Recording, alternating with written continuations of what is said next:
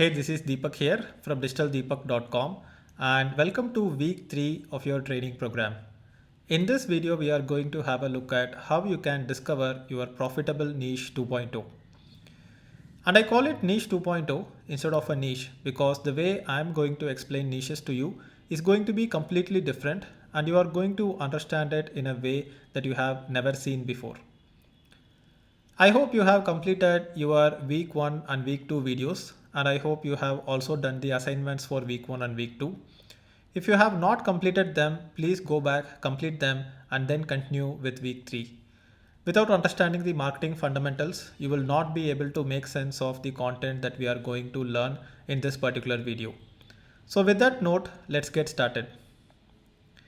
First, let's look at the importance of selecting a niche. Why is selecting a niche so important? Let's do a small thought experiment. What if there is one company that provides all the services and all the products to all the people in the world? How would it be? This one company will not be innovative, they will not be competitive, and the products might be pretty boring if it is coming from a single company.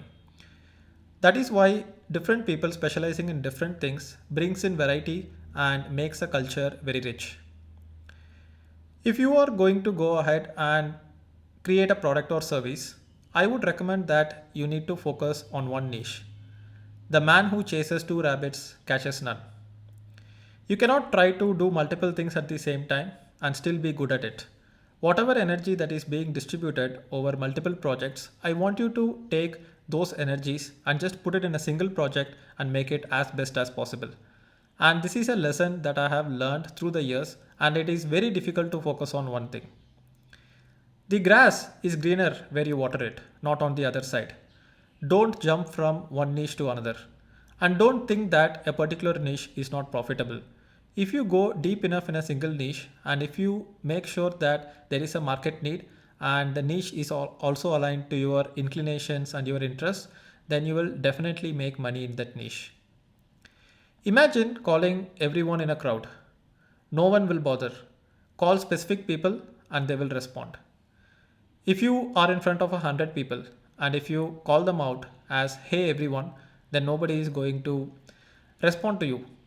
If you call hey all the men here, then some men are going to respond to you. If you call all the doctors there and ask hey is there any doctor here, and if there are 5 doctors, then there is a very high chance that at least 4 of them will respond to you. And if you call someone out by their name, they will definitely respond to you. And that is why having a niche and having specificity is very important to get the response of people. And when we are doing marketing, everything is about getting a response from people and getting people to listen to what we say. You can always change your niche on a later date. It is important to pick one and move forward with it. My first niche was a motorcycle blog. A lot of people think too much about their niche and they don't take any action on it. They keep thinking which is the best niche to enter and they don't do anything at all. It is like if you want to go from one place to another, you have to start your car and start moving. If you go to a junction, if there is a red signal, you wait until it turns green and then you go to the next junction. If there is a road closure, then you take a diversion. If you keep waiting and if you say that I will only start the car and start moving after all the signals turn green, then you will never start the car. You will never start moving. A lot of people I know get paralyzed by the difficulty of choosing a niche and going forward with it. If you don't choose a niche at all, and then if you keep thinking, you probably might never find your ideal niche. But if you choose a niche and go move forward with it, then eventually you might find your niche. For example, I was interested in motorcycles. I started a motorcycling publication. And when I started a motorcycle publication, I found out that I was good at driving traffic to the motorcycle blog rather than publishing very good articles on motorcycles. I was not that technical with my publishing, but my articles were ranking better than, much better articles. So I found out that I was good in digital marketing because I started a motorcycle blog and then I became a digital marketing trainer. You need to find your calling. I cannot tell you what niche to pick. A lot of people ask me, hey Deepak, why don't you just tell us a list of profitable niches and I will just choose one of it? It doesn't work like that. It is a work that you have to put in yourself and you need to find your calling. and we will discuss more about it in the future sections of this video on how a niche has to be something that is unique to you and something that relates to you very well. I want you to remember this quote: the man who chases two rabbits catches none. So always focus on one thing, and as long as you focus on one thing, you will be able to succeed in it. Now let's get to the second thought experiment in this particular video. I call it the island thought experiment. Imagine that there are 500 people in an island, and these 500 people have different products and services that are required for them. Let's say they need fruits and berries to be plucked, then they need to do fishing, they need to have clothes, they need to have housing, and then they need to have furniture. So if this 500 people in an island 10,000 years back, if this is all what they needed, imagine what if all the 500 people learn all the five major skills and try to do everything at the same time?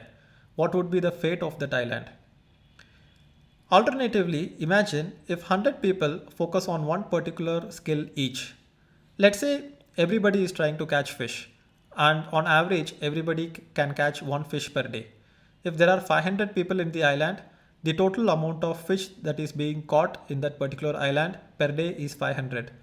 However, if there are only 100 people who focus on fishing and leave the rest of the skills to others, it's not just 500 per day that all the 100 men will catch. These 100 men will probably catch 1000 per day total, where each and every fisherman will go ahead and catch like 10 fishes a day, because they are just focusing on one thing and they will become better at it. They will probably get fishing boats, they will probably get fishing nets, and they will learn how to catch fish in a better way because they are just focusing on one thing. So the basic idea is that if you specialize on one thing, then the productivity will increase. It means that the wealth for all the islanders is increasing. So if you look at the people who are just focusing on clothing will make clothing faster. The people who are just focused on housing will be more efficient and more productive in building houses, which means that everybody can have more time, and overall the island can have a lot more wealth than everybody trying to do the same thing. Now this is just an example to help you understand how specialization can lead to increased wealth for all the people and how it can lead to increased productivity. So infinite wealth through specialization is what is happening in the world right now. We live in a global village of more than 7 billion people.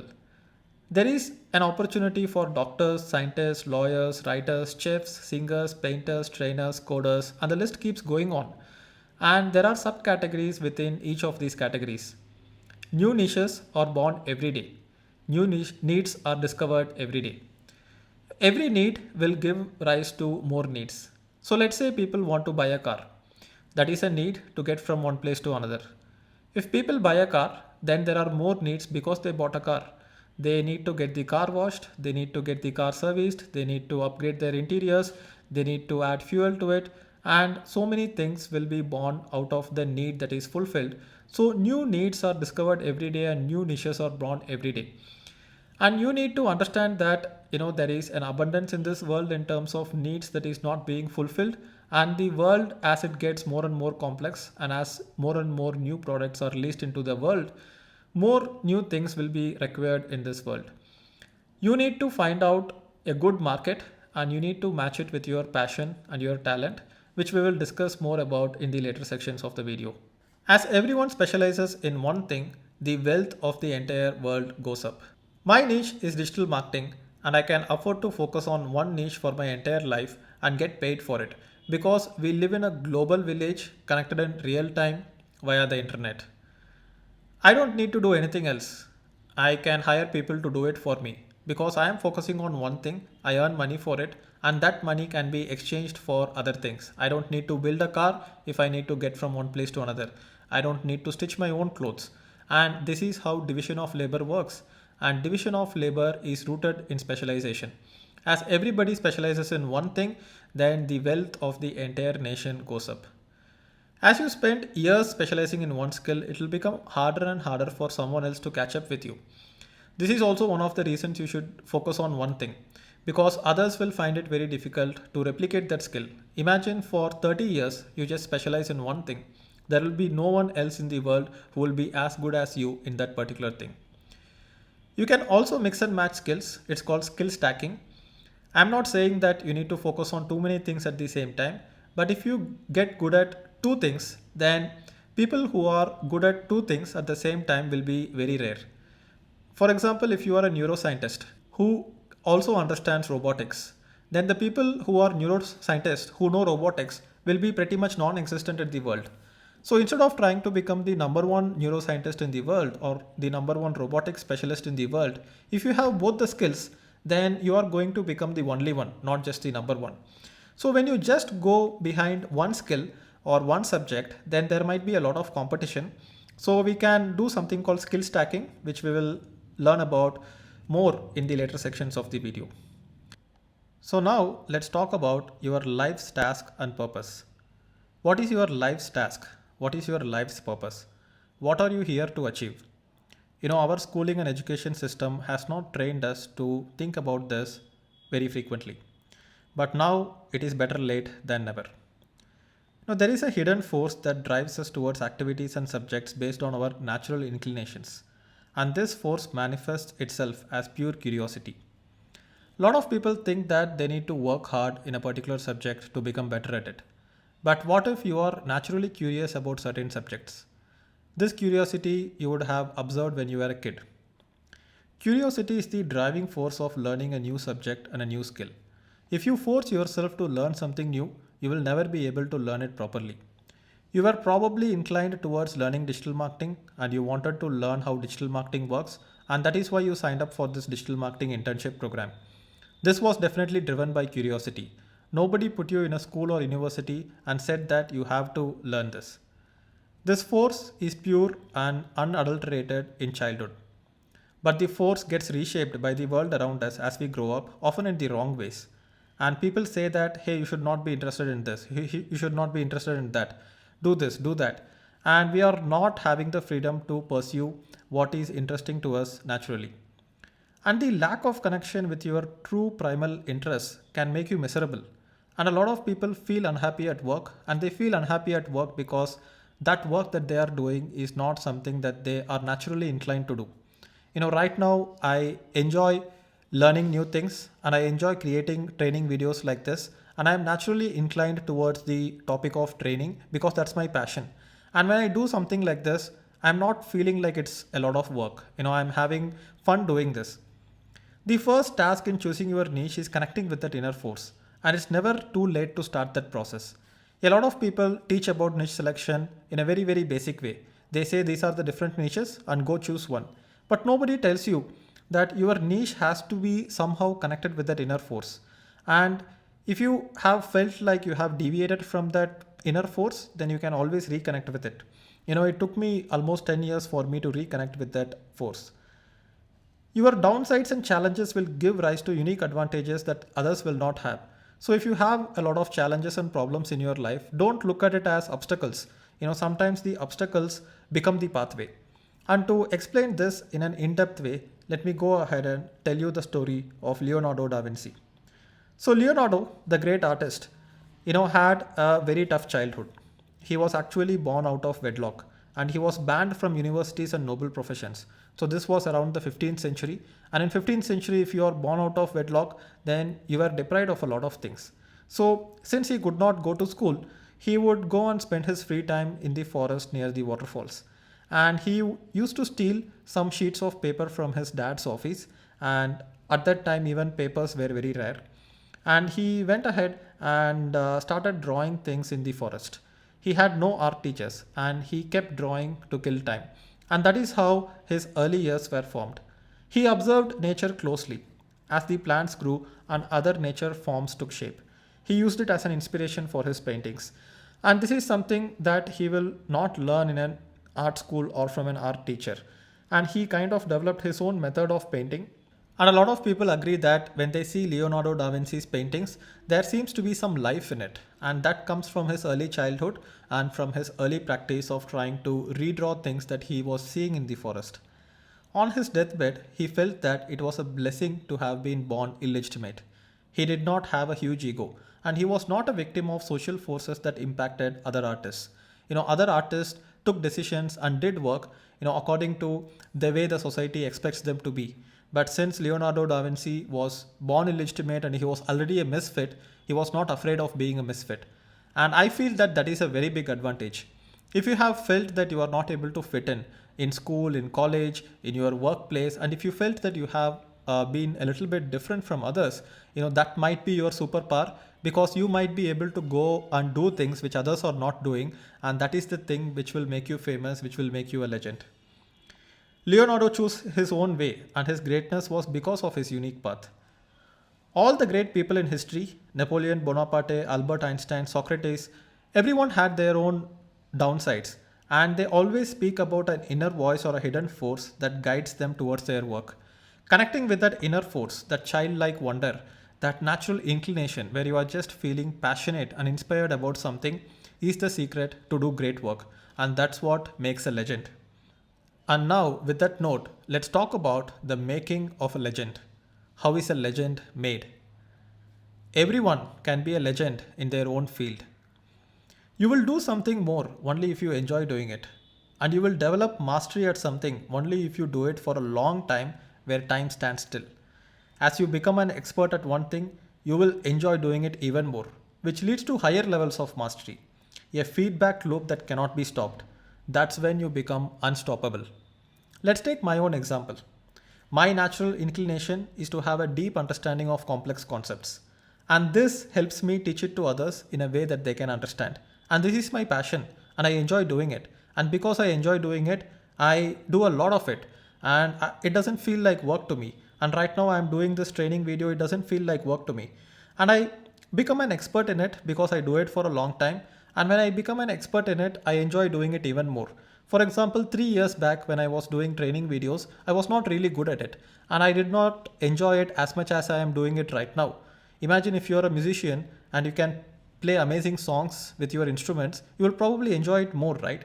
So it kind of creates like a positive feedback loop.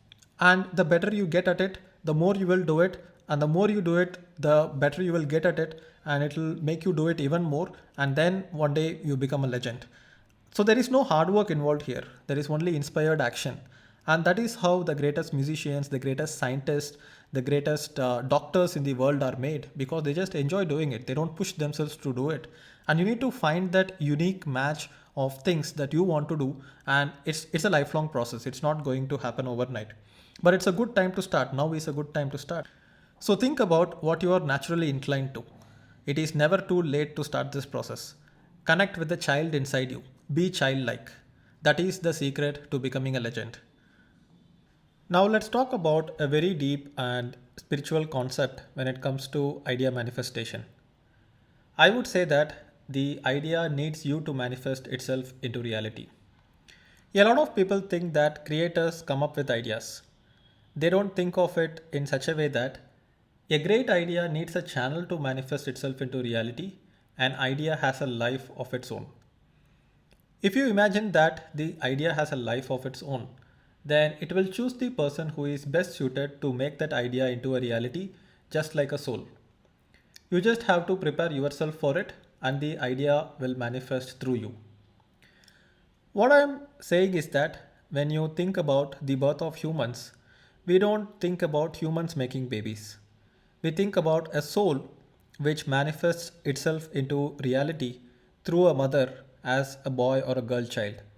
Similarly, you have to imagine an idea as something which has a life, which has a soul, and that particular idea is not a reality yet, and it will choose the person who is best suited to make it into a reality. So let's say there is an idea for a great novel. Let's say the idea is the Harry Potter novel. So the Harry Potter story wants to manifest itself as a novel into this world, and it chooses J.K. Rowling because Harry Potter idea thinks that J.K. Rowling is the best person who is suited to put in the work to make that idea into a reality. Just like a soul is born in this world through a human, an idea is born into this world through a creator. If you think about a great tune, the great tune will choose a great musician to come itself into reality. So a lot of creators get stressed about the problem of coming up with new ideas. And what I have observed is that most of the biggest creators and the most famous creators in the world have always said that the idea is something that comes from outside and it just passes through them and then it manifests into reality. And the creator ends up getting all the fame, but most of the creators feel like it is not them who came up with the idea. They were just the channel through which the idea has manifested itself. And this is a very, very deep and spiritual idea to digest. If you think about it in a spiritual way, then it will make sense. The more you are connected with this inner force, the more happy you will be in your life. Inspired literally means, in Latin, something from outside breathing within us. You need to be connected with this inner force, that force which was very obvious when you were a child. You were just interested in something, some things just pulled you into it, it just consumed you, and you need to get in touch with it. And that's what inspiration means. Inspiration means that something from outside is breathing within us. Some people who do great work are just obsessed with it. They just keep working on it without noticing the passage of time. Albert Einstein used to solve equations for hours and hours together.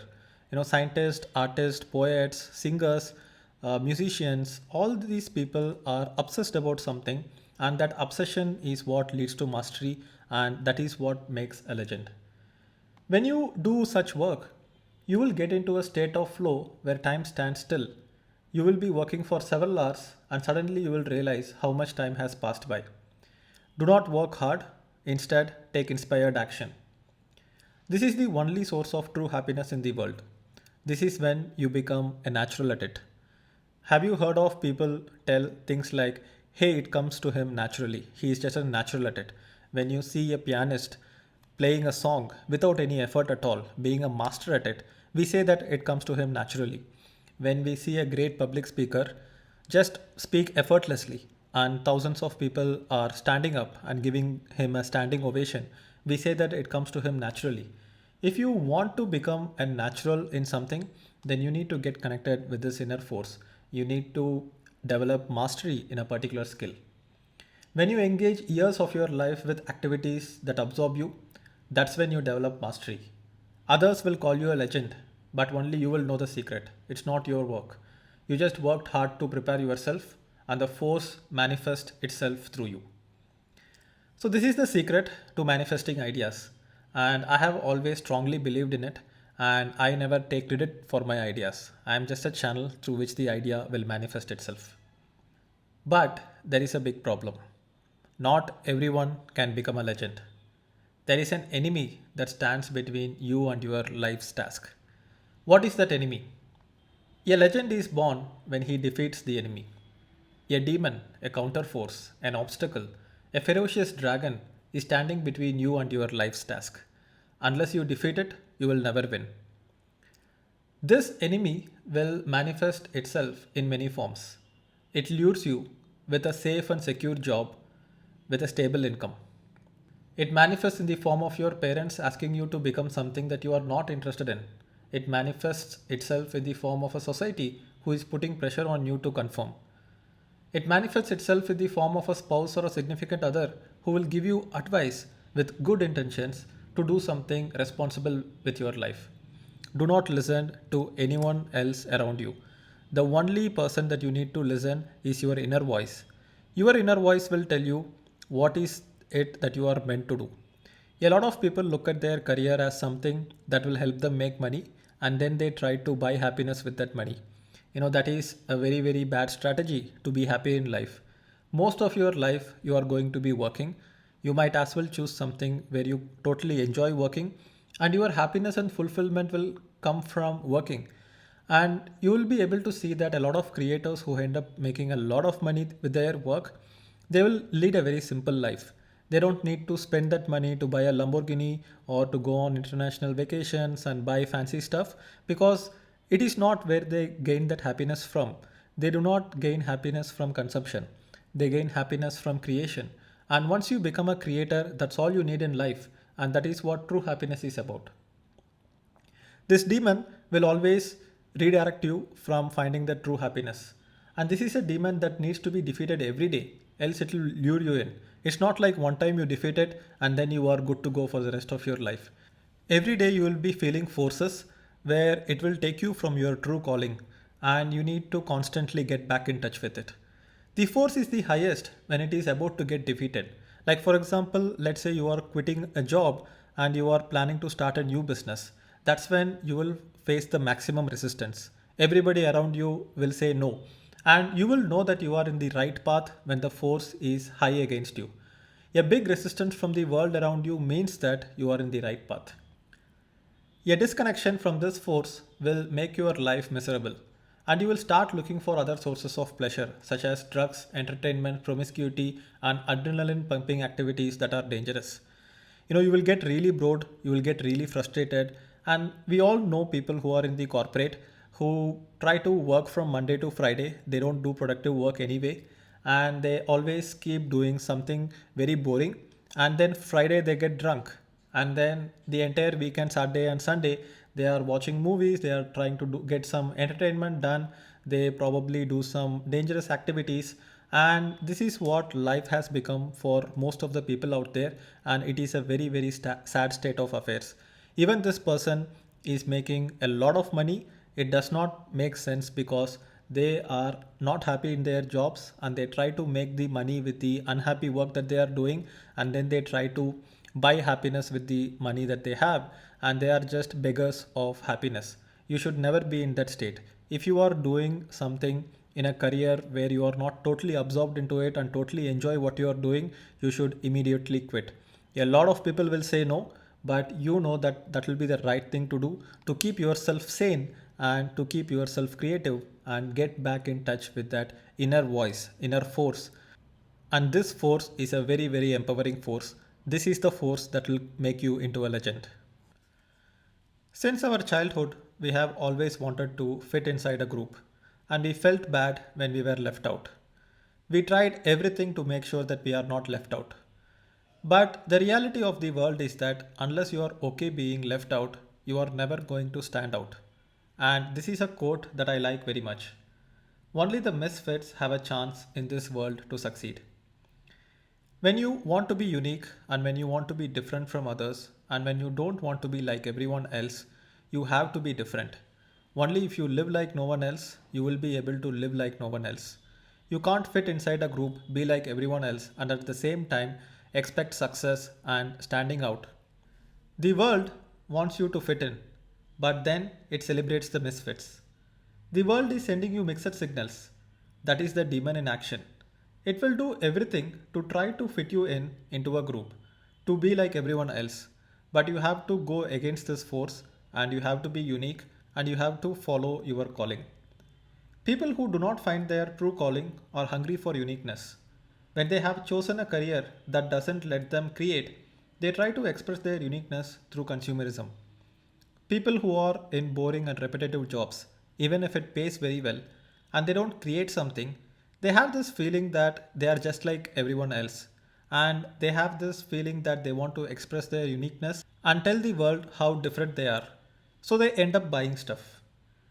They buy stuff like different colored clothes, different colored cars.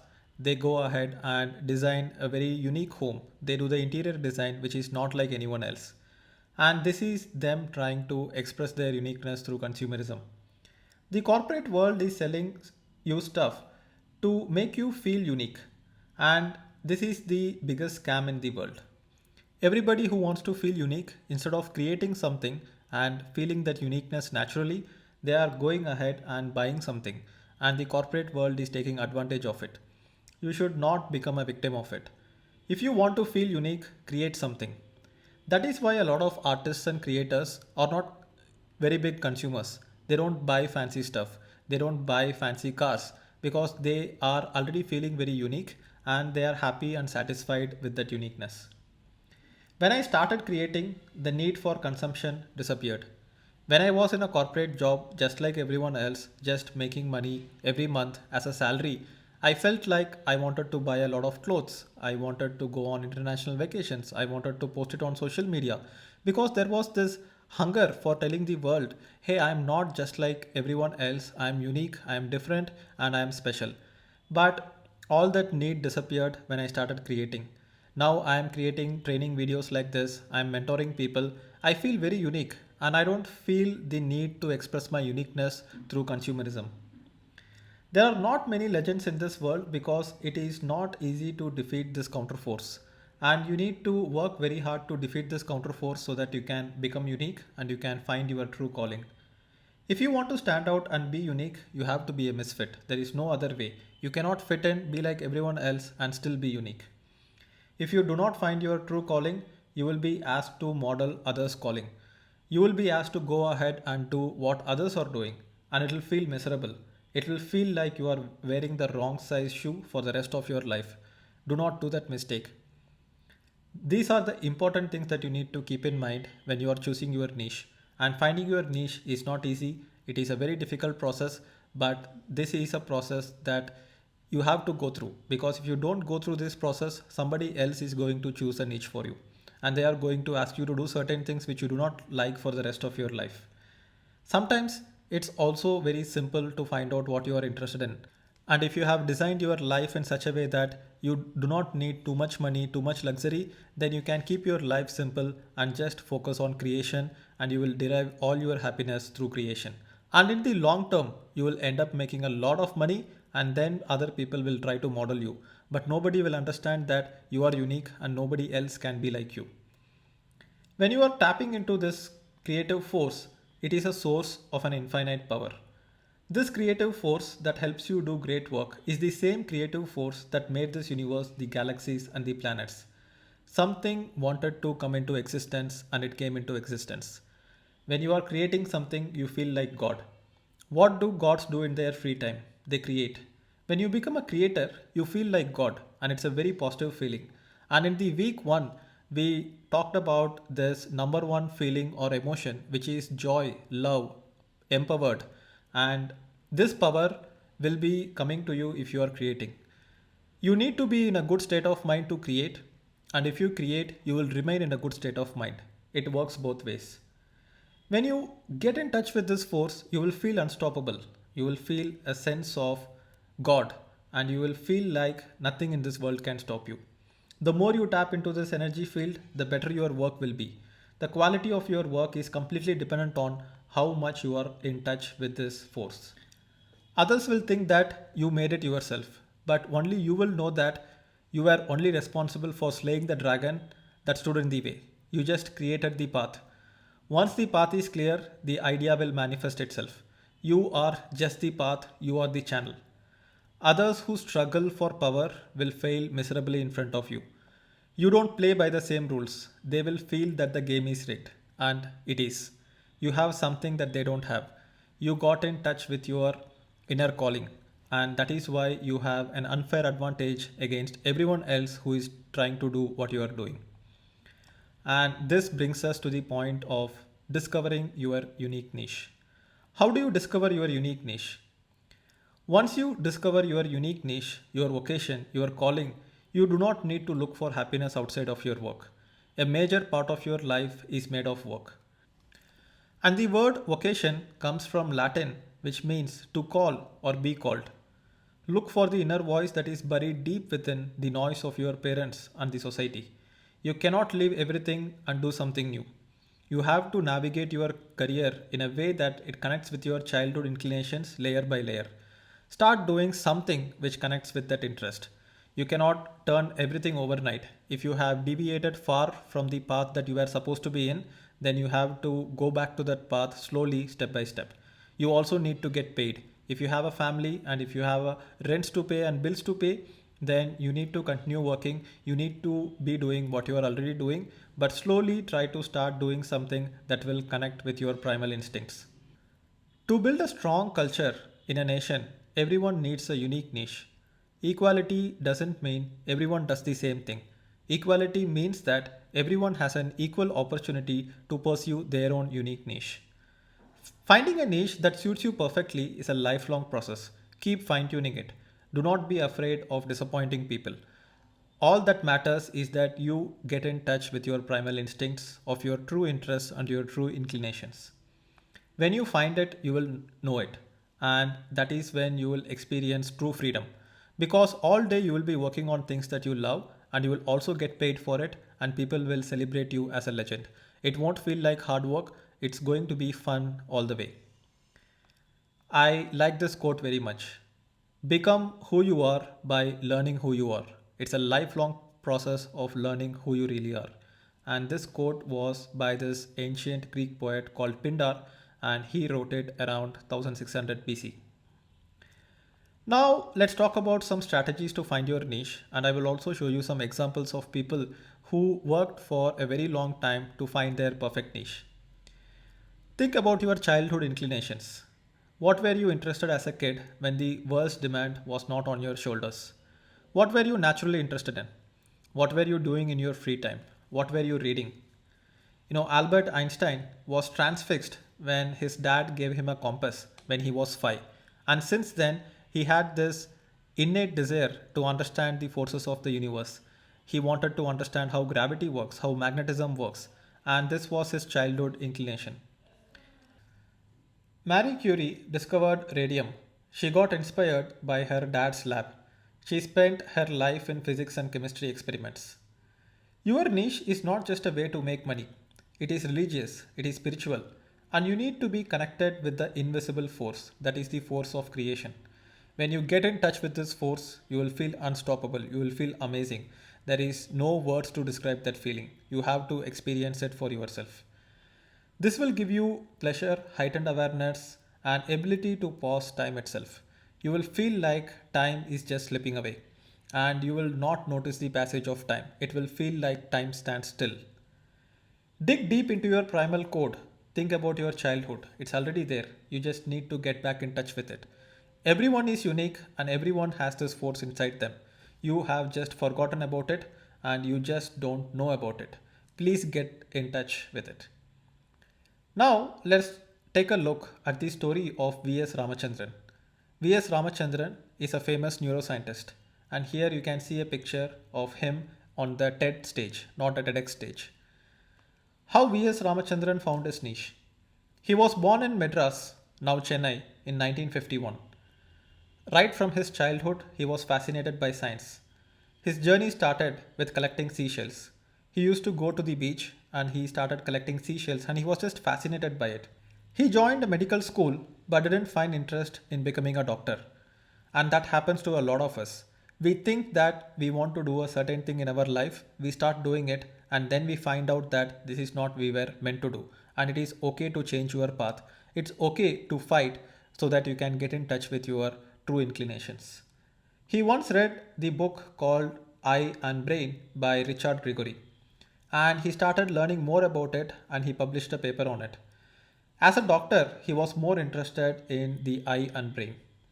He was invited to Cambridge University, but soon he lost interest along the way. He discovered that it didn't fit him. He joined as an assistant professor in visual psychology in the University of California in San Diego, and he started getting deviated again. He got interested in the phenomenon of phantom limbs and started research on it. Once he started doing that, he found out that that is his true niche.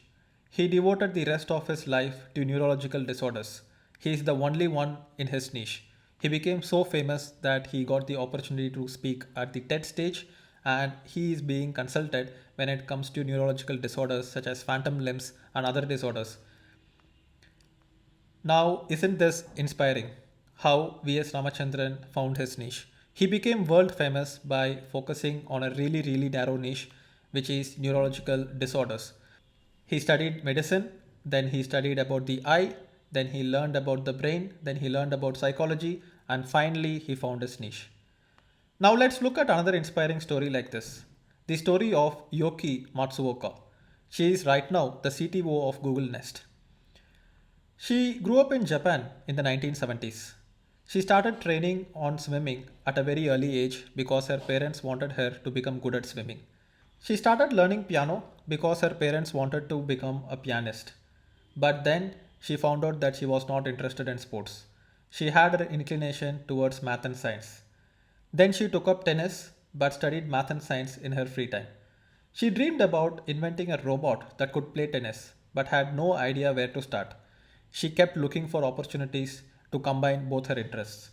She applied to the University of California at Berkeley and started studying electrical engineering. And then from there, she got deviated to robotics. A professor invited her to the lab of robotics and then she later joined MIT. She designed the hands and arms of a robot. She found out that she is very interested in robotics. She is also interested in sports, which is tennis. She had a little bit of knowledge about it, and then she started combining all these things. And then she found out that she would also want to learn neuroscience because she wanted to learn how the brain works, and then she wanted to include it in robotics. That is how she found her niche. You can go ahead and look up the story of Yoki Matsuoka. Now, from these two stories, you would have discovered that people who are hungry to find their niche never rest. They are always changing from one thing to another until they find the vocation that fits them perfectly. And they end up doing this thing called skill stacking. Here you can see that Yoki Matsuoka was interested in robotics as well as neuroscience, and combining these two things helped her develop the hands and arms of a robot. I'm not sure if she had succeeded in making the robotic hand play tennis automatically, but I'm pretty sure she will get there soon. If you go ahead and overlap two skills, then you will find your unique niche and you will become the only one in the whole world and you will become an expert in it. And that's how legends are created. Your niche is always evolving, and that is why I call it Niche 2.0. There is no such thing as static niches, and you have to choose one. There will be new niches that is coming along in the world all the time, and you will discover that there are niches which nobody thought existed, and you will be able to discover and create new niches. Instead of discovering a new niche, you will actually end up inventing a niche. Now let's look at how your niche is always evolving. Stack multiple skills and resist the temptation to be like others. Imagine there is a digital marketer who knows coding as well. He can develop a SaaS app. Imagine a coder that knows biotechnology. He can develop a tech solution for farmers. A doctor that knows digital marketing. He can create a marketing agency for doctors and hospitals. A lawyer that understands human psychology, he can win cases by applying psychological hacks. When you stack multiple skills, you become unique in the world and no one can beat you. A language expert who knows 5 languages and also someone who knows coding, he can develop a language learning app. Keep adding variations into your vocation by learning something new, and finding the right mix is a lifelong process. And that is why learning new skills is very important. People's purchasing power in your niche will also evolve as the market changes. Before Apple launched their iPhone, no one thought that people will spend $1,000 for an iPhone or $5,000 for a laptop. But Apple proved everyone wrong and it became a reality. People do spend that kind of money if the quality is delivered. Before Starbucks launched their premium coffee, no one thought that people would be ready to spend $5 for a coffee. Before Ford launched a car, no one said they wanted a car. They would have said they wanted faster horses. Before I launched the internship program, no one thought such a program can work. But I had an idea about where the industry is going to be and I launched it. In your niche, you have to become the person that is going to bring the objective truth to the market and the right balance of products and services at the right place. Only then you can be a leader in your niche. You have to bring back the objective truth into the market. Now let's have a look at what it means to become a T-shaped expert in your niche. Who is a T-shaped expert? You know everything in general about a specific niche, and then you become an expert in a micro niche within a niche. A brain surgeon or a cardiologist first needs to become a general doctor. Only after becoming a general doctor, they can specialize in one thing. The base that you form in a particular subject becomes the foundation of your specialization. Even if you want to learn a specific type of musical instrument, then you need to go ahead and understand the basics of that particular instrument and basics of music itself before you go ahead and become an expert in a specific instrument. I know everything about digital marketing, but my specialization is in lead generation and marketing automation. I cannot go ahead and become a lead generation and marketing automation expert by not having an idea about digital marketing at all. You need to be a generalist and then you need to become a specialist. That's what I mean by a T shaped digital marketer or a T shaped expert. You can learn everything in digital marketing yourself, and depending on where your inclination is, you can specialize in one micro niche. It could be Facebook ads, social media, content marketing, paid ads, or analytics. It could be anything. And after this particular internship program, you will be doing advanced internship programs where you will be specializing in one thing. And this is how college education and school education is also designed. School education, most of the time you are learning something general. You are learning about English and grammar. You are learning about mathematics. You are learning about all the basics of all the subjects. And then you are going ahead and specializing in one thing when you are in college. You are specializing another subtopic when you are doing your masters or your PhD. Here is an example of a T-shaped expert. So let's say these are the five major areas when it comes to digital marketing: content, SEO, email, ads, and social media. So within email, there are multiple subtopics: lead generation, lead scoring, marketing automation, and let's say personalization. So I am a T-shaped expert, which means that I know everything in digital marketing, but then within the lead generation category, I go ahead and specialize in it. However, over time, you don't need to remain a T-shaped expert. You can become something called a V-shaped expert. A V-shaped expert means that you really know one subject very well, very deep, and then you start gaining skills in other subjects as well. So here you can see that I do have experience with SEO and paid ads as well. I don't have it as much as the email category, but it is definitely more than content and social. So this is what a V-shaped expert means. And over time you can become a V-shaped expert, and this V can keep expanding. You can keep adding new skills to the top, and you can keep becoming a generalist in a lot of topics, and you can be a specialist in one topic, and you can kind of be somewhere between a generalist and a specialist in other topics which is closely related to your main topic of specialization. So here are some books that you can read if you want to find out how to choose your niche. Ikigai is an excellent book which talks about something very much like my graph where I showed you that a niche is going to be a combination of passion, talent, and market opportunity. Robert Greene's book called The Mastery is something that I really love, and a lot of concepts in this video has been inspired by the book Mastery. And then there is this book called The Art of Work. All these books are great books, and there are a lot more books which help you choose your niche, and I will be listing them in my blog, and I will leave the link to the blog post below this video. So here is the graph which will help you find your niche. Your niche has to be a combination of talent, passion, and market opportunity. And so far in this video, we have mostly talked about talent and passion. Passion is what you are naturally inclined at. Talent is what you have developed mastery at by working on it for years. But now you have to combine it with a market opportunity. That is the most important thing of this particular video. Because without the market opportunity, talent and passion is not going to do any help for you. Because sometimes you might be extremely passionate about certain things, you will develop a mastery at it, but people might not need it. When people don't need it, then you will not be able to make money. If you think that you can spend your life focusing on one area, and it's okay if people don't need your products and services immediately, it's okay to develop mastery at it. And certain people have the luxury to do that. And in some of the examples we have seen, for example, Yoki Matsuoka, she went ahead and learned about robotics and neuroscience. And she wouldn't have an idea how robotics and neuroscience will immediately apply in certain areas that people will pay money for it, but she pursued it anyway. When you are going behind a passion and talent, and when it is very deep, you might be making money only towards the end when there is suddenly a market need and nobody is serving that market need because nobody saw it coming.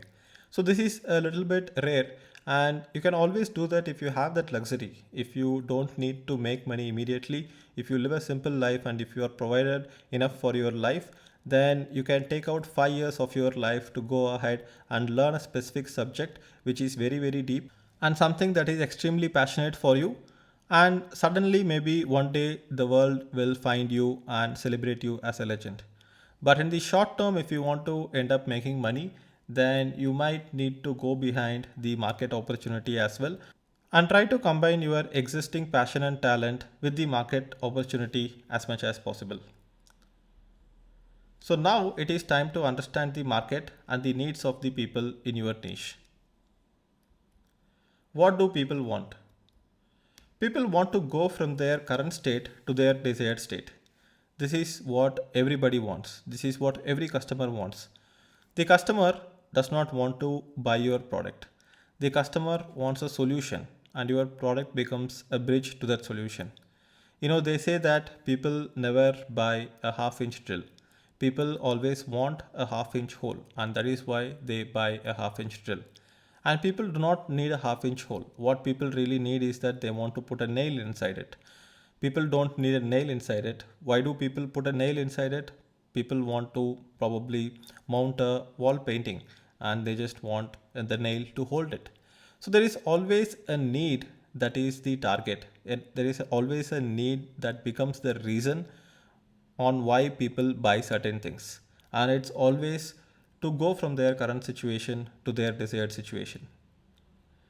Your product, service, or solution is the bridge that will help them to go from where they are to where they want to be. A clear understanding of the current situation and desired situation will help you in designing your offer in such a way that it can help them. And that's what we are going to look at in this section of this video. We are going to understand our customers so well that we are going to create a product or service for them that fits them perfectly. When there is a perfect fit, your offer will sell naturally, and that is what I call natural sales. You don't even need to put pressure to sell a certain product if you are able to understand the customer so well and you are able to develop a product with such a great product market fit. Understanding who people are and what they want will be your biggest challenge in finalizing your niche. And not everybody can do it very easily, and this is not something that you can come up by thinking. Whatever we talked about in finding your true passion and true talent is something that you have to think and you have to reflect on your own life experiences to come up with it. But when it comes to understanding the market needs, you cannot think your way into it. You have to do a lot of experiments, you have to do a lot of research, you have to do a lot of tests. And that is what we are going to talk about in this section of the video. And I'm going to show you certain methodologies and tools which will help you understand what the market needs.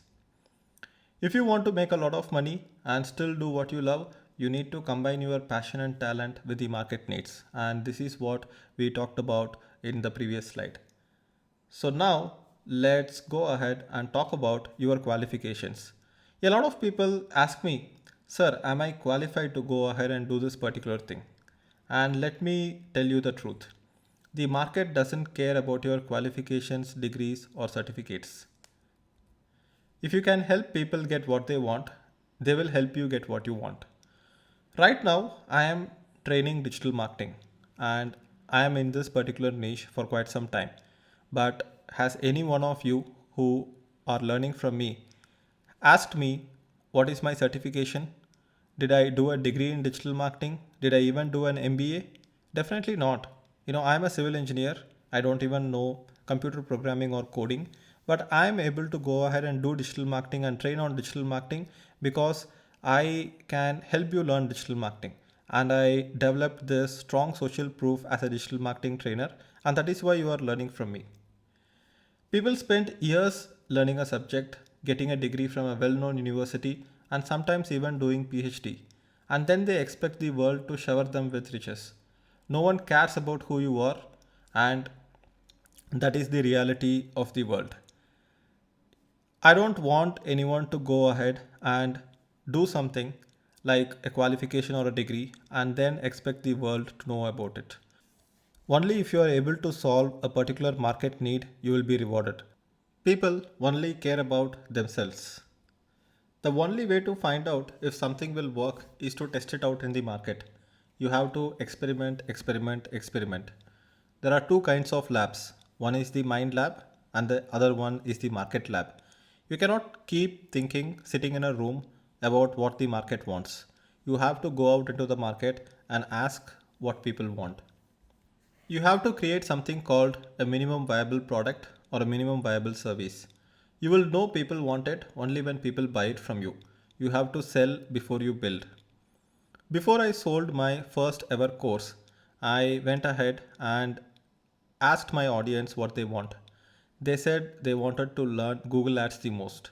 And my first ever course was Google Ads Mastery course, and it sold very well because I first learned what my audience wanted.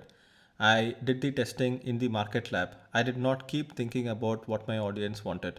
And for that, I had a community, which is also one of the important parts of learning more about your audience. I also went ahead and sold the course before I built it. I asked people to pre order the course, and only after I had enough orders, I went ahead and created the course and sent it to them. So that is how you need to change your mindset. You cannot go ahead and create a product first and then try to convince people to buy it. That is not marketing. A lot of people think that marketing is about pushing a product that already exists. And a lot of entrepreneurs end up developing products and then they hire a marketing agency to go and sell it. It doesn't work like that. Marketing starts with understanding who your customer is and what their needs are. And that is the core of marketing. Then you develop the product, then you present it to your target customer, and they will buy naturally, automatically, without any high pressure sales pitch. So let's look at how you can discover market needs. Start with understanding the needs of the market based on an assumption that you have. You can find out the top 10 blocks in a niche that you suspect has a market need. You can find out the top 10 books in a niche. You can read the reviews on Amazon and other e commerce sites for the products in a particular niche. That will help you understand what people are saying. Read the comments on product review websites and consumer complaint websites. What are your competitors not helping your niche with? And that is how you go ahead and fill a gap in the market. When you are filling a gap in the market, when you are solving a pain point that people already have, then selling becomes very easy. Do not enter a market with no competition.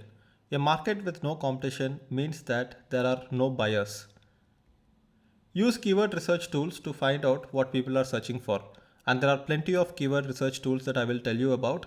And you can go ahead and use these tools to have an understanding about what people need, what people are searching for. Here are some tools to do niche research. You can use Google Auto Suggest. Whenever you type in a keyword in Google, then Google will automatically show you some other keyword suggestions and it will fill it up for you. If you enter one word, Google will show you 3 or 5 words. And these are the keywords that people are already searching for, and it shows because people are searching for it. So that will give you an idea about what your market wants. Use these tools called Ahrefs and SEMrush. Both are excellent tools and they give you keyword search volume, the different types of keywords in a particular niche, and a lot of other data. So I have created a separate review video for Ahrefs, which I will give you along with this lesson, and you can have a look at how it works. You can use this tool called Google Trends. So Google keeps tracking the search interest for different terms, and you will be able to see how a particular term is getting popular or whether it is getting unpopular. I will show you a demo of that as well. You can have a look at your competitor's YouTube channel and view count. So if you are in a particular niche, see how many subscribers their channel has and how many views their videos have. So that will give you an idea about your particular niche and the competitors. You can have a look at Facebook and Google ads of your competitors. You can also go ahead and do research of your competitors' websites on Ahrefs. You can have a look at affiliate marketplaces. You can see what are the products that are available for affiliates to promote. And inside affiliate marketplaces, you will look at a lot of data that will give you an idea about what your market wants. You can also go ahead and tap into education marketplaces. You can go ahead and have a look at the Kindle bookstore. What are the books that are popular and what are the comments that people are leaving inside these books? You can have a look at Quora, Medium, and other blogging channels. So the whole world is at your fingertips. Doing research is not as difficult as it was before the age of internet. Today, everybody is online, and understanding what people want has become easier than ever. I have explained a lot of different techniques for doing niche research, but I will not go over all the tools that I have explained. Instead, I will go and explain you some of the most important techniques and tools that I frequently use for doing niche research. I will also include some links to tutorials and resources if you want to learn in depth about the other tools I have mentioned. The simplest one to use is Google Autosuggest. So let's say I want to go ahead and do digital marketing training.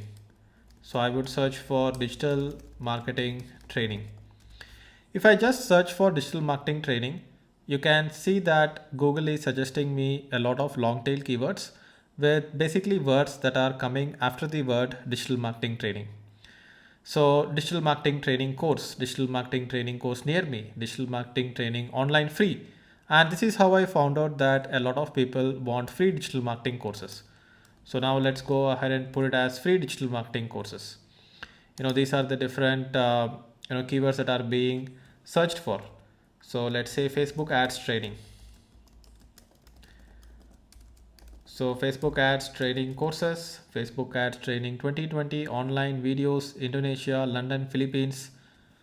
I can say in India if I want. Or let's go ahead and search for Digital Deepak and let's see what people are searching for. Digital Deepak internship program, internship batch for reviews, webinars. So let's start something from scratch. Let's say I want to do some research related to fitness. So I would say how to lose weight or how to get six pack abs. So six pack abs. So what are people searching for? People are searching for how to get six packs abs at home. And this particular keyword is really popular right now, especially during the lockdown situation because people cannot go to the gym. People want to learn about how to get six pack abs, forget about making six pack. So let's say how to reverse diabetes without medicine. So how to reverse diabetes naturally without medicine, type 2, type 1, type 2 naturally. So now you have got some new keywords. People are searching for how to reverse type 2 diabetes naturally. So this is how you do niche research. So let's say top motorcycles in India, top 10 motorcycles, top 10 selling motorcycles, top 10, top 5 motorcycles. So let's say top super bikes in India. So if I want to start blogging about motorcycles again, then I would say top super bikes in India, in the world. So let's say I want to find out what do people need super bikes for. So I would say just put the word for and put space and remove this. So super bikes for sale, for rent, for sale in Chennai, for short rides. So there seems to be a demand for people to go ahead and rent out super bikes, and that is why people are searching for super bikes for short rides. So I would say rent super bikes. So rent super bikes in Bangalore, Hyderabad, Delhi, Goa, Chennai. So let's say search for Bangalore. Now you can have a look at the competition, and here you can see Wicked Ride is one of the companies which is giving out super bikes for rent. Then you have Thrilophilia, and this is the process of understanding how to go deep in one niche. And if you are doing digital marketing for different companies, then if you want to do digital marketing for automobile companies, then this is how you would do research for them. And if you are an automobile company, maybe you can look at renting out super bikes instead of going ahead and selling super bikes, right? So this is how Google Auto Suggest works. And Google Auto Suggest is basically a way to find out what people are searching for. It could be about competitors, it could be about the products in your niche or services in your niche, and this is how it works. So let's put a competitors keyword here. So if I search for Neil Patel, then Neil Patel digital net worth SEO tool, then I can find out that he has a lot of demand for SEO. And here we can see SEO course, unlocked, blog tips, services, YouTube. So this is a very fuzzy process to start with. What I would recommend is that you start doing some research, then you go ahead and put all these keywords in a Google Sheet. And once you put these keywords in a Google Sheet, you will be able to kind of get an understanding about what is happening. And once you get all the keyword clusters in one place, you will start getting more and more clarity. So this is a very fuzzy process to start with, but you go ahead and get started with it anyway. So let's look at another topic, which is data science. So I would say data science, and you can see data science courses, meaning, analytics, jobs, tutorial, certification, Python, syllabus, definition. So let's just search for data science course. And if I go ahead and put space, online fees details in India, in Trichy, in Udemy. So right now I am searching for this particular keyword from Tamil Nadu. So I'm looking at a lot of cities from Tamil Nadu, but you can go ahead and connect a VPN, search it from different locations as well. And here we can see these are the top programs in data science, and this particular company seems to have a data science program, and they are giving a PG diploma. So now I can do some competition research as well. So keyword research is directly going to be related to the research that you are going to do on your competition. So now let's say I have collected like a bunch of keyword ideas for different niches, and I want to find out which is more popular. So let's find out whether digital marketing is more popular, or project management is more popular, or data science is more popular. So this is going to be in India. So this is Google Trends. You can use Google Trends to compare two different terms and see which is more popular. And let's talk about data science. So if I compare digital marketing and data science, we can clearly see that digital marketing is more popular than data science. And let's say project management. And if you want to make a decision, so let's say you have ideas for three different courses. You want to start a digital marketing course, data science course, or project management course. You want to find out which is more popular, then you can use Google Trends to compare these different keywords. And let's say Python, or I can say Python training. Now it's a very broad keyword. So let's say Python training. And we can see that Python training is not as popular as digital marketing. So if I want to compare digital marketing training keyword versus Python training keyword, then we can remove these two terms and figure out which is more popular. So here you can see Python training is definitely more popular than digital marketing. A lot of people seem to want to learn Python. So Python is a pretty good programming language for people who are interested in learning how to manipulate data and things like that. So now we kind of start getting an idea about how different keywords compete with each other. So what I will do right now is that I will open this tool called Ahrefs, and I will show you how you can do some niche research and competition research inside Ahrefs. This tool called Ahrefs is a paid tool. You will be able to get like a 7-day trial by paying $1 or something like that. And you might not need it more than that if you are just at the initial stages of niche research. If you are going to be like a heavy user, then the basic plan will cost you something like $99 a month. You will also get access to Ahrefs if you are part of my digital marketing club, where all the members get access to all the tools that I use. So here what I will basically do is that I will go into Keyword Explorer and I will put the keyword here. So let's say learn digital marketing, and I will click on search. And here I can see what is the amount of traffic that this particular keyword gets in India alone every month. So here in India, 5,100 people search for learn digital marketing every month. And here I can go to all keyword ideas to find out what are the relevant keywords related to learn digital marketing. So what is digital marketing is a very strong keyword. The volume for this is 40,000 searches per month. So if I go ahead and click on this, then I will be able to see in India alone, 40,000 people search for what is digital marketing. And it is true because this particular keyword is getting very good traffic for me when I am running Google Ads. And here you can see people are searching for digital marketing courses, Google digital marketing course, digital unlocked, and these are all the keywords that you will be able to track, and you can target these keywords in your SEO and SEM campaigns. So we are going to learn more about that in the future weeks of the internship program, but here you get an idea. So again, this is a very fuzzy process to start with. You just start doing the research of keywords, and when we get into the SEO module, I will go in depth into how keyword research works and how you can organize all these keywords in a Google Sheet, and you can analyze which has the best opportunity.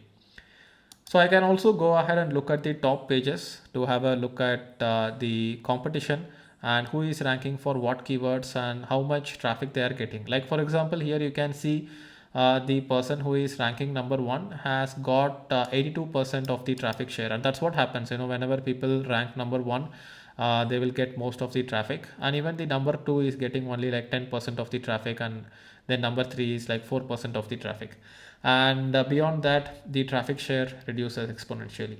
You can also do competitor research in ahrefs.com, and you can just enter the domain name of your competitor and get a lot of insights about your competitors.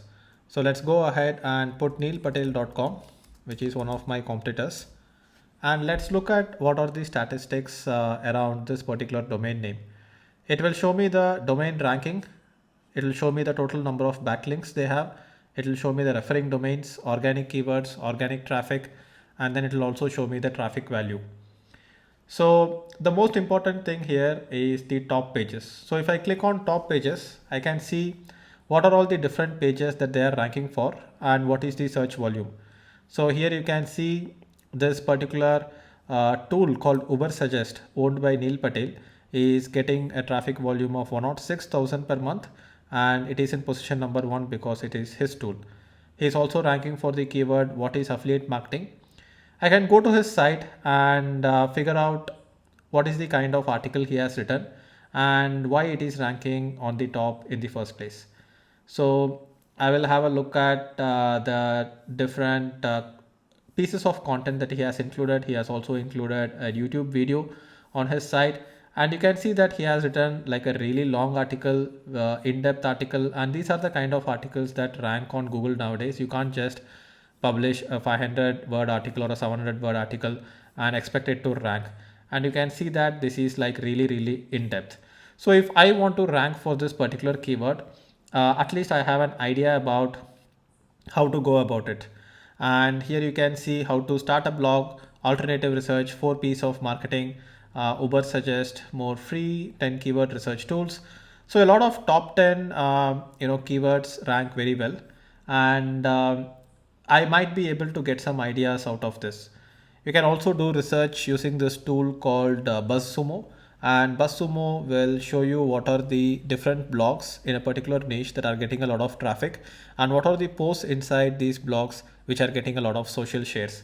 So I will not dive too deep into keyword research right now, because when we get to the SEO week, we have like a separate week dedicated just for keyword research, and a separate video dedicated for keyword research, and you will be able to learn more about it. So here we are approaching keyword research only from the angle of wanting to learn about our niche and try to understand whether a particular niche is going to be worth it or not. So if I go to Keyword Explorer, and let's go ahead and try a brand new niche. So parenting is a niche, right? So you just start with a single keyword. So I just searched for the keyword parenting, and here you can see that these are the different statistics available here. In India, 7,600 people per month are searching for the keyword parenting, and I will go to pages. So what I can do is that we can look at the different pages that are ranking on top. So parents.com, let me go and open that. Guide to modern parenting. So this is not a site which is just dedicated to parenting. It is a news website. So we will not worry too much about it. Parenting for brain. So this looks like a site which is dedicated to parenting. Then we have psychologytoday.com, kidshealth.org, Let's go ahead and see if there is any site just dedicated for parenting, today's parent. So what I will do is that I will first take this particular URL or the domain name, and then I will put it back into Ahrefs. So here I will put the domain name, and I will go to dashboard and put the domain name here. I will remove the HTTPS. And now that I have an idea about the sites which are competing websites for the keyword parenting, within this site, I can go ahead and have a look at the top pages. So if you want blog post ideas, if you want to have an idea about what are the sub niches inside parenting, then you can have a look at this. So here you can see, these are the different keywords that this particular site is ranking for. And you can take all these keywords and start putting it on a Google Sheet, and you can categorize these keywords in different sections. So here you have baby checklist, sleep training, typing games for kids, fun games for kids, hospital bag checklist. And this is where you start. This is a little bit of a vague process to start with, because just like trying to find your way out of a forest, initially you don't have a map. You just have to try going in different directions and see where the path leads to, and then eventually you will get an idea about where you are. A lot of research is needed if you want to find out the market opportunity, and that is something that I would not recommend that you skip, right? This research process is very, very important. So now we have covered Google Auto Suggest, Ahrefs, and Google Trends. The remaining options are having a look at different YouTube channels, having a look at Facebook and Google ads of your competitors, having a look at what are the different products and services available inside affiliate networks, education marketplaces, Kindle bookstores, and other blogging channels such as Quora, Medium, etc. So I will not go ahead and give you a demo of all this, because these are pretty self-explanatory and pretty easy to do. I mean, you can just go to YouTube and find out how much views that each and every videos gets, and how many subscribers that your competitors have. Now let me talk about one more important area where it will help you a lot with keyword research and niche research, and that is Facebook groups. When you go ahead and create a community or a group, you will be able to ask questions inside this group. And when you ask questions inside this group, you will get answers.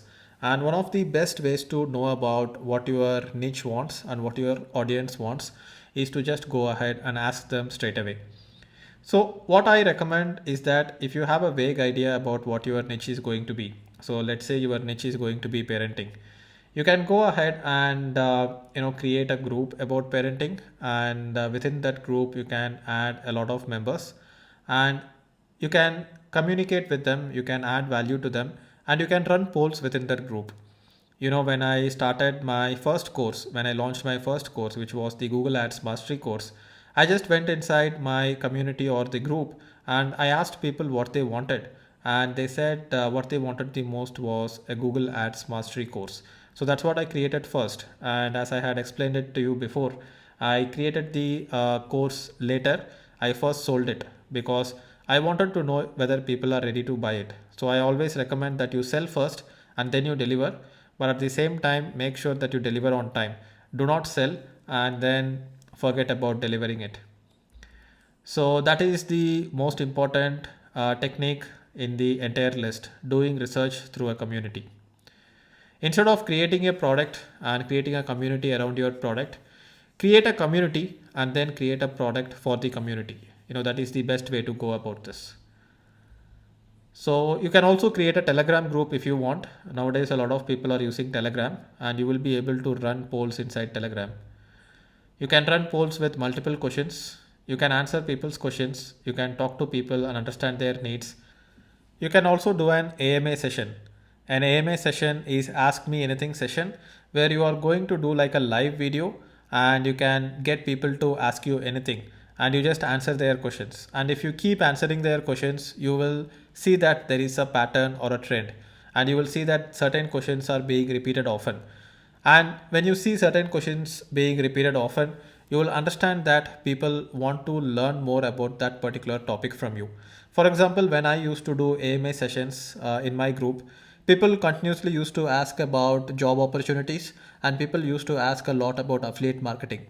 So I found out that a good percentage of my audience wants to learn about how to get jobs in digital marketing, and they also want to know how to earn money from affiliate marketing and blogging. And that is how I have designed my products, and that is why my products have a good product market fit. I don't come up with a product and then create a community around it and then I try to sell it. I first go ahead and create a community, understand what people want, and when I create a product that people want, it will automatically sell. You can also look for similar groups and invite members from there. Don't just create a group and sit idle and expect people to find your group and join automatically. What will happen is that if you create a brand new group, the visibility of that group will not be much. And what you need to do is that you can go to different groups and you will see that people are asking questions in other groups, and the group moderators or admins are not replying to them.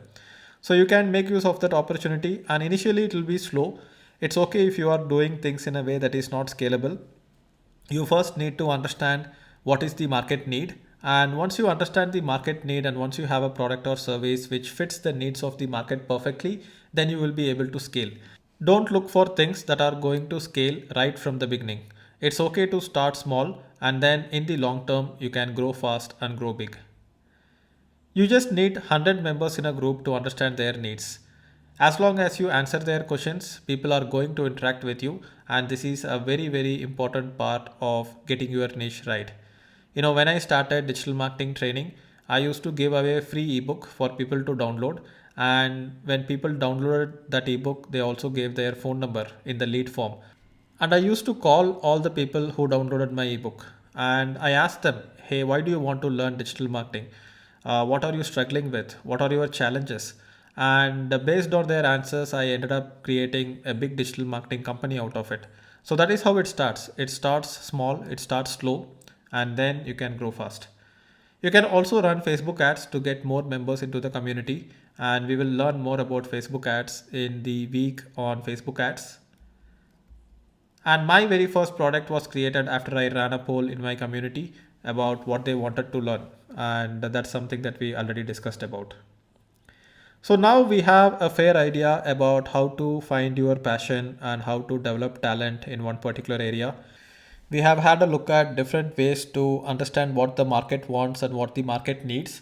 And we have not gone too deep into that particular area, which we will do in the assignment part. In this video, I just wanted to show you an overview of the different tools and methodologies available. What I want you to do is that I want you to go ahead and tinker with it, experiment with it, and there is no right way to do these things. I can just point you in the right direction and you have to go and do it by yourself. And you can develop your own methodology of understanding what the market needs. Once you have developed the mindset of understanding what the market needs, you will eventually go to the places where your audience hangs out. I have shown you a few tools, and these are just tools to find out what people need based on my own understanding.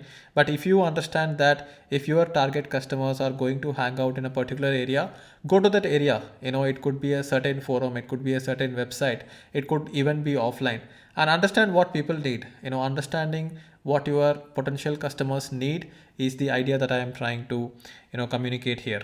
So now that we have learned all these things, we also need to do one more important thing, and that is creating your customer avatar. And this is also going to be part of your assignment on creating your customer avatar. And creating your customer avatar basically means that you are creating a sample person who is going to represent your ideal customer. And you can have different segments of this as well. For example, in my business, I have three different types of customers. I have students, I have professionals, and I have entrepreneurs. And for all these three different types of customers, I would like to go ahead and develop a customer avatar. When I have a separate customer avatar for each of my target segments, I will be able to communicate with them in a very personal way that it strikes a chord with them. They will feel like I'm talking to them directly. So let's recap. What is a customer avatar? A customer avatar is an individual person who represents your target customer. This person can be fictional as well. If it is a real person, then it is going to help a lot because you will feel like you are communicating to a real person. You can have a global avatar and you can also have avatars for each and every customer segment you have. For everyone in general, my website design, the logo design, the brand message, everything is the same. However, if I am writing a sales copy, if I am writing a sales email, or if I am just writing a communication email, it is going to be different for each of these target segments. And having this particular person as your avatar is going to help you a lot in getting the precise communication. For example, let's say your target customer is a 30-year-old man and you will try to get to know this man as much as possible, their age group, demographics, income level and everything, and you will only target this particular person in your marketing and sales messages. People who are not falling in this bracket, who are let's say 25 years old or 35 years old, will still feel your message relevant, but you need to make your communication in such a way that the largest segment of your target customer gets the maximum appeal. So what you are going to do is that you are going to understand your customer avatar very deeply, like you would know a close friend. And you can develop a customer avatar. You can get a sample customer avatar of a person who represents your customer avatar closely. And I will show you some examples of that. And you can browse through their Facebook feed, get to know them, become their friends. And that way you will have like a very deep understanding of who your target customer is. And you will be creating communication that will feel very personal, very deep, and it will just work. You have to understand their fears, dreams, goals, challenges, opportunities, and so on. And I recommend that you go ahead and talk to your customers, talk to your customer avatar, spend a lot of time with them, the ideal person who you are targeting. When you understand your customer very well, they will feel like you are talking to them directly. Even if you are communicating to a lot of people at the same time, each person needs to feel like you are communicating to them personally. That feeling will only come when you know them very well. And imagine this, you are not talking to people as if you are getting on a stage and talking to all the people at the same time. You are sending out emails, you are writing sales pages, you are creating websites, and each and every person who is consuming the information that you are creating is sitting alone at home. They are not sitting in a group. So, whenever you are writing messages, don't write like, hey everyone, and don't say, hey all. Just go ahead and talk to the person directly. Say something like, hey, how are you doing today? As if you are talking to just one person. And if you have received communication emails from me, and if you have seen my marketing messages, sales pages, and everything, you will feel like I am talking to you directly and you will feel that sense of connection. And that sense of connection is superpower. That is what brings us conversions, and that is why I am able to sell so many of my courses to so many students, and it converts because people feel like I'm talking to them directly and they feel that connection. You will never get that connection if you try to talk to everyone at the same time. So now that we have made this clear, let's go ahead and have a look at a customer avatar survey that I did for my previous batch to understand who my target customer is. So if you want to do a survey and if you want to use a form, I would recommend using something like a type form or Google Forms. So these are the questions that I asked to understand who my customer avatar is. I have a welcome screen. I ask for their name and I keep it optional. I don't want people to enter their name. It does not matter. I ask for their age range, gender, which city do they live in, what is their annual income, what is the highest level of education, in school what kind of a student they were, what is your marital status, do you have pets, what sports do you play, what is your favorite movie of all time, what are your top 3 hobbies.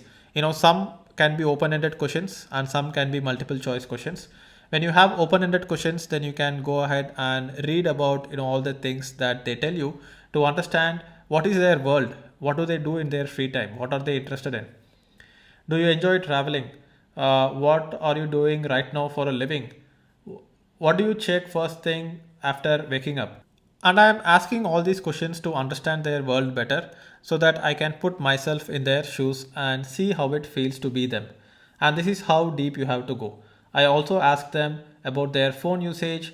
Do you own a car? And what purchase in your life you regret wasting money on the most? What makes you angry the most? What is your biggest accomplishment in life?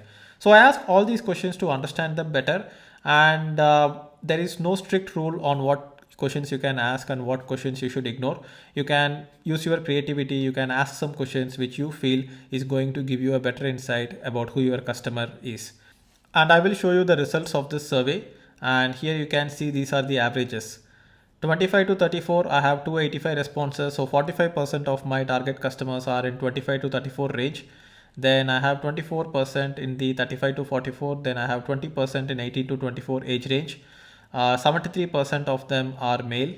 And here you can see which city do they live in. So most of the people are from Mumbai. This is for my previous batch of the internship program. What is the annual income? What is the highest level of education? Surprisingly, a lot of people have done postgraduate. So I would keep that in mind when I'm doing marketing. A lot of people are not just graduates, but they are also postgraduates. So if I'm asking like a simple question, how much did you spend on your college education? I can modify it and ask them, how much did you spend on your undergraduate and postgraduate college education? So these small things matter a lot. In school, what kind of student were you? 54% of my students are average students.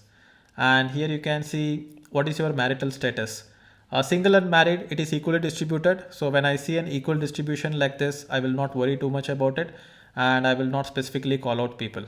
I ask if they have pets. Most of the people don't have pets. What sports do you play? What is your favorite movie of all time? What are the top three hobbies? Music, bike rides, adventure sports is the current favorite. Introvert, ambivert, extrovert. Do you enjoy traveling? What are you doing right now for a living? In a job, looking for a job, entrepreneur, freelancer.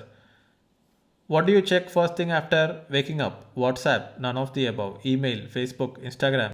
So people check WhatsApp as soon as they wake up. Do you have a credit card? Yes, no. What is your biggest fear or worry? And these answers are going to be very important for you. You can use them in your copy.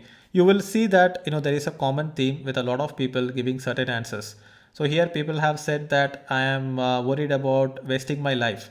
I'm worried about getting rejected, fear of losing, being stuck in mediocrity, public speaking, misunderstanding, losing correct state of mind, fear of failure, public speaking, ghost. Somebody is saying that they are afraid of ghosts. Fair enough. I worry about poor people. Why poverty cannot be eradicated? Debt. People will leave me alone. Success. Want to earn more than a multiple lakhs in a month. Worried about my future. So now if you keep looking at these answers, you will see that there is like a common pattern here, right? People are afraid of public speaking. People are afraid about their career, failure, future, and how they are going to perform in their career. And these answers actually gave me the idea to create the week one success mindset video, because digital marketing alone is not going to alleviate all these fears. People also need a success mindset.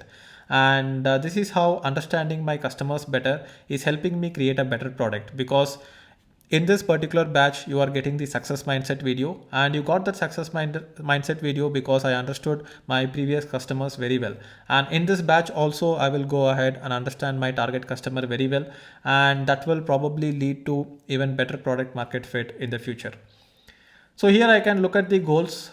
People want to earn money, want to start a company, and people want money and respect, financially free, successful in career, passive earner. They want to be an entrepreneur. They want to become entrepreneur, successful entrepreneur. So this is something I see getting repeated a lot of time. You can also download all these things, put it on a sheet, and try to see which of these keywords are repeating the most. So you can create like a keyword cloud, and that will help you understand what people really want. And it's a very simple process. You can search for keyword cloud generation tools as well. And these are the keywords that I can use in my landing page copy. So if I am creating like a sales video, or if I am creating a live webinar, or if I'm just writing an ad or a sales page, then I need to add these words, because these are the goals of my target customers. This is what they want, and I would use the exact same words that they have used. I will not try to invent a new word. I will not say that, hey, go ahead and fulfill your life's purpose, go ahead and change the world, because change the world is not something I have seen here. So instead of trying to come up with ideas myself and trying to get the attraction of people, I will use the words which people are already using. And if I'm using the right words, then people will pay attention to me. I also ask them, what laptop or computer do you use? What phone do you use? Do you have a car? So what purchase in your life do you regret wasting money on the most? So when I am selling something like a product or service, I can tell people that, how much money you have wasted by eating outside. Why don't you go ahead and invest that money in a course?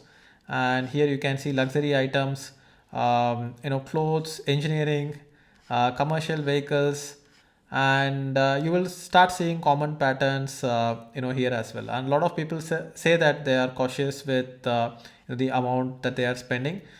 And I've also asked them, what makes you angry the most? Lies, silence, when people ignore you. So people ignoring is actually a very big pain point. That's what I talk about in my personal branding module, that when you build a strong personal brand, then people will not ignore you. So these are the different things that we have: laziness, losing money, lies, lack of accountability, annoying people.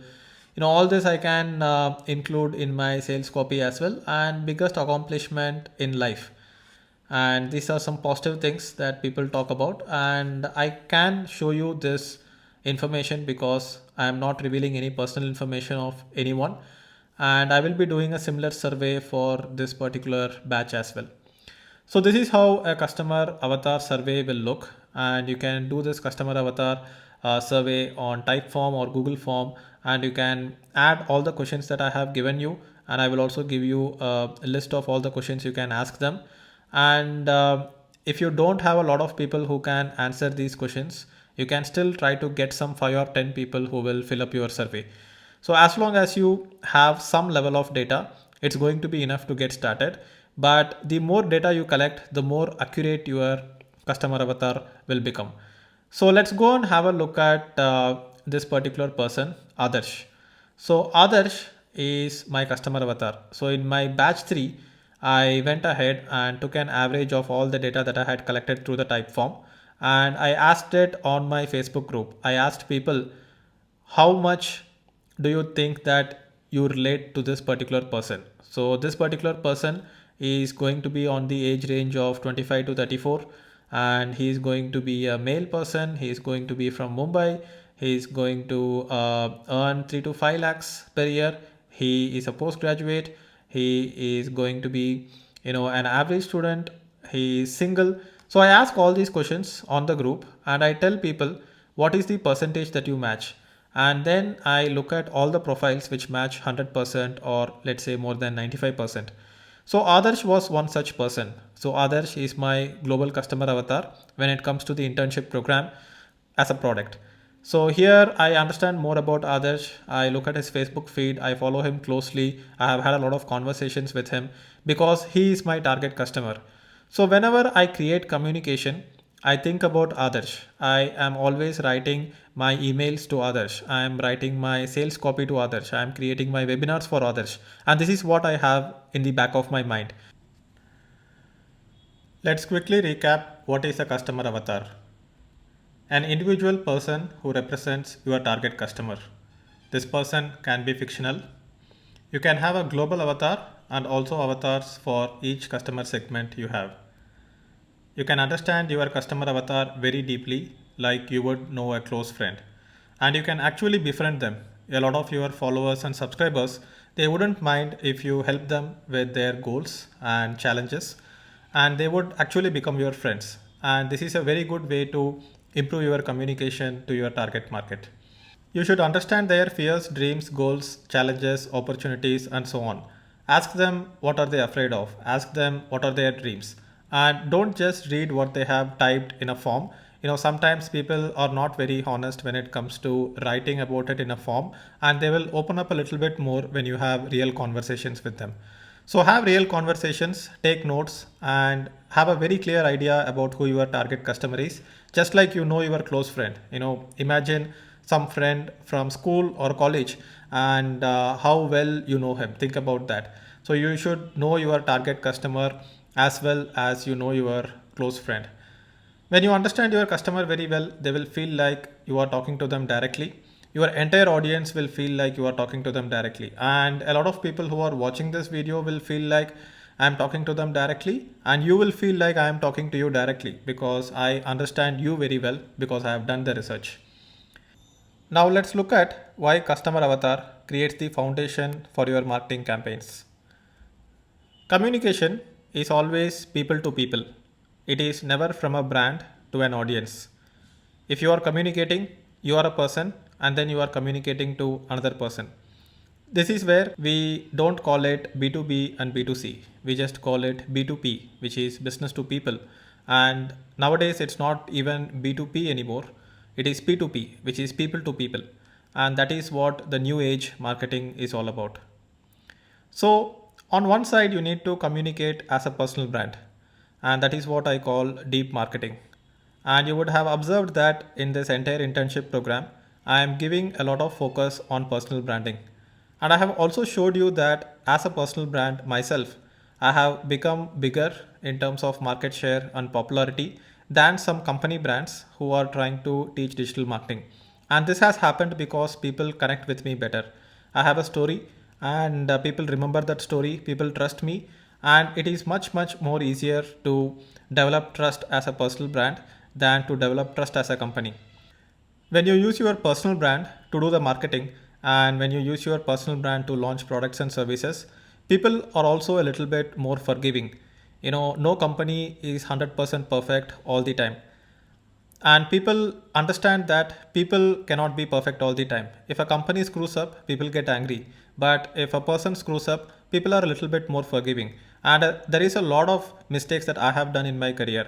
Sometimes I have launched courses and did not finish it on time. There has been errors in the payments that I am making. Sometimes the support is not very reachable, and people understand that I am a personal brand. And since they trust me, since they like me, they are a little bit more forgiving. So this is the new way to sell your products and services and to build a brand. You need a personal brand, and personal brand will set the foundation for deep marketing. On the other side, you need to communicate to a specific person. That is where we develop a customer avatar. So until now, we have focused a lot on how to define your customer avatar and who you are communicating to.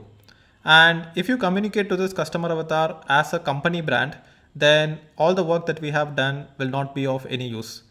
You are going to gain benefit from this customer avatar exercise that we have done and creating your customer avatar only if you communicate as a personal brand to them.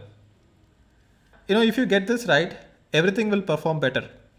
Your blog post will perform better because you are a person and you are communicating to a specific person who is a customer avatar, and they will feel very connected to your blog post. They will feel connected to your writing. Your ad copies on Facebook will perform better because you will be running ads from your personal profile page or your business page, which has a personal name in it instead of like a company name. A lot of people make the mistake of putting their company name on the Facebook page and they run ads using their company Facebook page. And people do not connect to those pages very well. People will respond better when they see an ad from a personal brand. So if you are scrolling through Facebook and if I am advertising, you will see Deepak Kanakaraju as the name of the page because I have a business page which is on my personal name, and that is when you would respond. Next time you see an ad running from Deepak Kanakaraju, then you are more likely to click on it rather than clicking an ad from a company that I am managing. Your sales page will also start performing better. You will have better response to your webinars, and every form of communication will start performing better. And a lot of people do not understand how I get so much traction in such a crowded market, which is digital marketing, where there are so many players. And this is my secret weapon.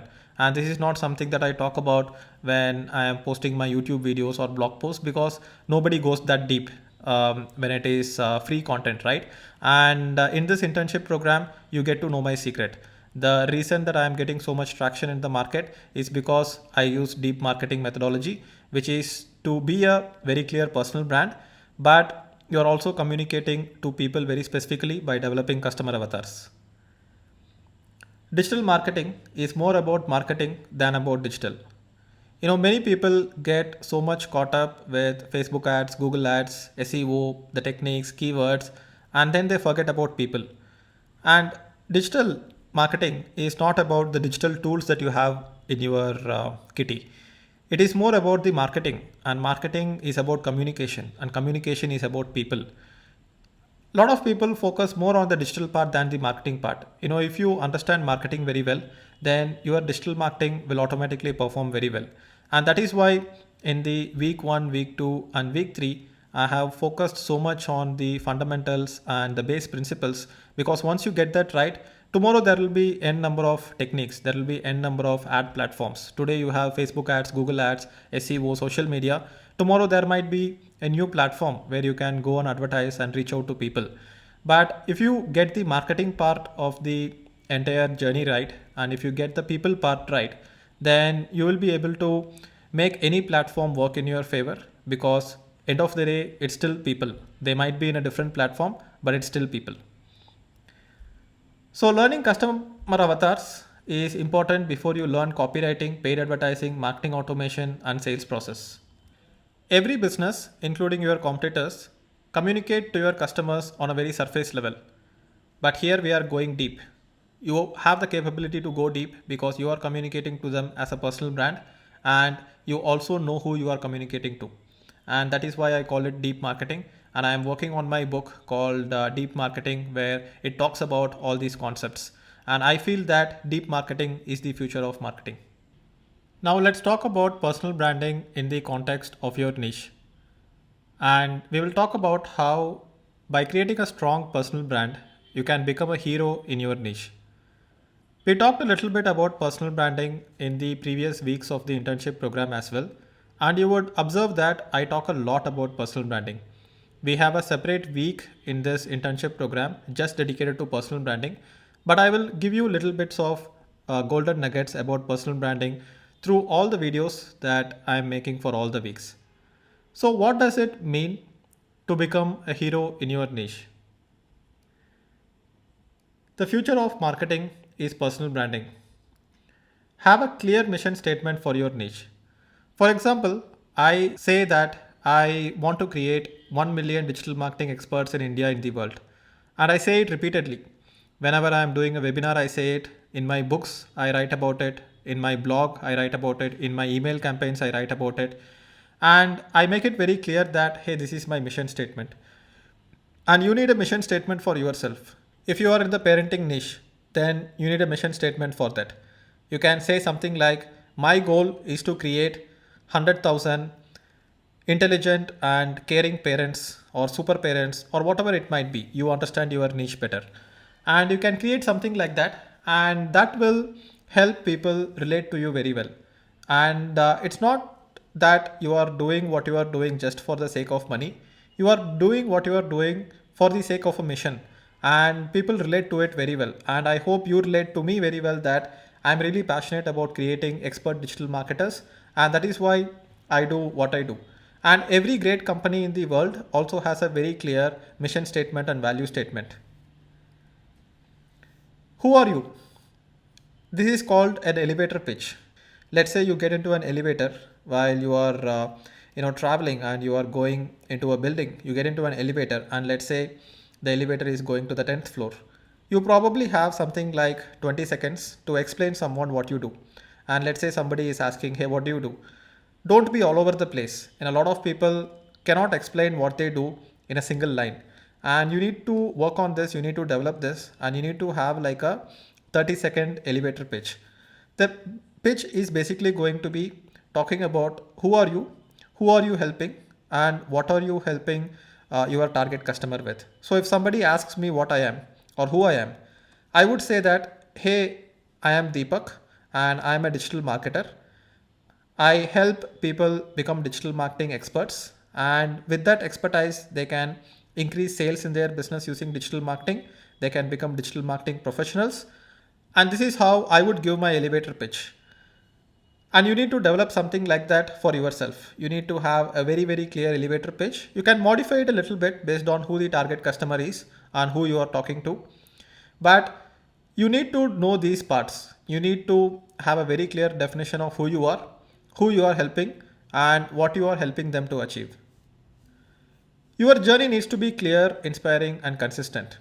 And I keep talking about my own journey as a digital marketer. I started out as a motorcycle blogger, then I became a digital marketer, then I became a digital freelancer, then I was an entrepreneur where I started my own digital marketing agency. and now I am a digital mentor where I am training other people on digital marketing. And you might remember this story very well. And I have told this story at several places. I have told this on my TEDx talk. I have talked about it in my webinars. I talk about it in my emails, blog posts. Wherever I go, I have a very clear, consistent story which is inspiring not to everyone in the world, but to my niche. And that is why I tell you, you have to be the hero in your niche. When you are the hero in your niche, people would buy from you because they want to become like you. You need to have some inspiration there. And you need to be consistent. You can't tell a different story every time you are going out there. You need to have a good online presence. You need to have a good photo, social media profiles, blog, if possible, a published book. When you have a published book, then you have a very good chance of getting a lot of PR, and you will be able to, have a lot of visibility as a book author. You will also develop a lot of authority. You can go to talk shows, you can go into interviews, have a YouTube channel with a decent following, and most importantly, have enough reviews. If you don't have reviews, then ask your initial set of customers to go ahead and leave a review for you. You can get branding by association. If you are just getting started out in a niche, you can interview other people in your niche. You can collaborate, you can create a mastermind group, and you can feature them on your channels. Don't hesitate to share your following and your leverage to other people in your niche. Only if you give, you will get back. And you would have observed that I do this a lot. I promote other digital marketers. I'm part of a mastermind group of other digital marketers, and I promote them. I do an interview with them. They do an interview with me. They publish it on their channel. So all this keeps happening. And when you do this, then people who know the other personal brands will end up knowing you. People who know you will end up knowing about other people, and don't feel like you are giving away the leverage and the following that you have built to your competition. It's okay. There is going to be multiple players in the same market at the same time, and that is how the market works, right? You just have to differentiate yourself with a unique angle, and as long as you do that, you will not necessarily lose any market share, and it is not going to hurt you. Now let's get into the God mode. Let's talk about achieving mastery in your niche. You will not reach God mode if you just do personal branding without doing the work. Marketing is just a perception, product is the reality. Whatever you do in marketing is to lead customers into a product. And if your product is bad, then the customers will feel cheated. Great marketing will kill a business very fast if the product is not good. So you see that I do a lot of personal branding. I publish on social media, I publish blogs, I do interviews, I do YouTube, and all those things are very good for personal branding. But end of the day, my product has to be good. You are now part of this internship program, and you feel that I have really put my heart and soul into the content of this internship program. If I had not done this internship program in the way that this is, then all the personal branding will start backfiring on me. People will always trust other people's reviews first. They won't just look at a personal brand and say that, hey, I will just go and buy this person's stuff because he has a huge personal brand. Personal brand will only get you discovered. But if you want to build a long-term brand, and if you want to build a very profitable brand, then you need to go ahead and have a really, really good product. And that is when you will reach God mode. And this is like a little bit of a paradox where I say that personal branding is important, and then I say it's not that important, product is even more important, right? So a lot of people have great products, but since they do not do any personal branding, since they do not do good marketing, those good products are not discovered. A lot of people who do good marketing are not having great products. So they do a lot of marketing, people discover them, and then they have a very, very bad product. You need to have both. Only then you will reach God mode. You will become a master in your niche, and there will be no one who can compete with you. Be the leader who brings back the objective truth in your niche. For example, let's say Elon Musk. His niche is private space company, right? And he is launching rockets, he is launching payloads. Now he is also launching astronauts into the International Space Station, and soon enough he will launch people into the moon, and probably very soon he will launch people into Mars as well. And he has brought back the objective truth in his niche. The generally accepted truth was that, yeah, private company can never be a successful company in the space niche. If you are launching rockets, it has to be always done by the government. And Elon Musk actually changed the rules of the game. He said that a private company can do it, and he thinks from first principles, and he goes ahead and changes everything around him. He creates his own reality, and then people come and live inside his reality. He also did this with Tesla. He proved that you can go ahead and create an electric car company, and you can create an electric car which is sustainable, does not need to run on subsidies, and it can be a good car. It can be the best car in the world. It can be better than petrol and diesel cars. So everybody used to think that electric cars can never be successful. It will always look funny. It will always be like a toy car, and it will never compete with normal cars which are like very fast and very sophisticated. But Elon Musk brought back the objective truth in his niche, where he said that you can make an electric car and you can make it better than petrol and diesel cars. And you can see that this is my story as well. In the digital marketing niche, I approach things differently, and I looked at companies which were selling digital marketing courses without having a personal brand, and I felt that to sell online courses, to sell online training, personal branding is very important. So I went ahead and created Digital Deepak into a brand, and I started working on my personal brand. I created the market perception. I have created a good product, and things are changing now. And soon enough, other people will start noticing that, hey, this is how you do things. So the objective truth is that personal branding can work better than company branding, and for online training, a personal brand can always be a better mentor than a company who is selling online courses, without having a clear person behind who is making the online courses, right? So I am trying to bring back the objective truth in my niche, which is online training in the digital marketing niche, or probably online training itself. And after this internship program, for people who are interested, I'm also planning to start an internship program on digital mentorship and how you can become a digital mentor and you can train other people just like I'm training you. And this is the new way of doing things. I would recommend that you don't start a training company. I would recommend that you build your personal brand and then use that personal brand to become a digital mentor and teach other people. And one more thing I want to talk about is that whenever you are doing business, you have to focus on your customers, not competitors. A lot of people get worked up too much by looking at the competitors, and they try to just imitate the competitors. And that is what is happening in the market right now. Somebody launches a digital marketing course for, let's say, 5,000 rupees, and others are also trying to launch the same kind of course. And I can see that in the market happening so frequently. I launched my course called the 100-day blogging course 2 years back, and everybody started launching courses like 70 days course, 90-day course, 30-day course, 100-day course. And very soon, other people will also start launching internship programs because they are just copying me. And instead of focusing on their customers, they are focusing on me, and that is why they are not able to succeed in the market. I'm not going to look at my competitors. I'm just going to look at my customers. And all these ideas like 100-day blogging course and the internship program came because I am focused on my customer. I really think about what my customer wants, and I just go and serve them. And this keeps expanding. And even if I reach a level where I'm far ahead of my competitors, I'm still going to continuously improve my products to serve my customers better.